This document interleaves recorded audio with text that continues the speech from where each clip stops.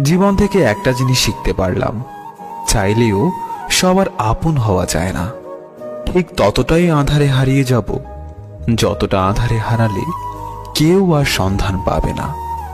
আগে যদি জানতাম জীবনের সব চাওয়া পূরণ হবে না, তাহলে কোনোদিন তোমাকে আমার জীবনে পাওয়ার আশা করতাম না।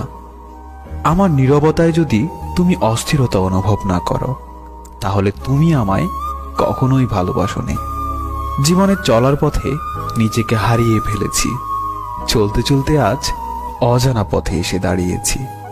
আমি সবার ভালোবাসা উপেক্ষা করে তোমার ভালোবাসার অপেক্ষায় থেকে যাই, তবুও দিন শেষে তুমি আমাকে অবহেলাতেই রাখো।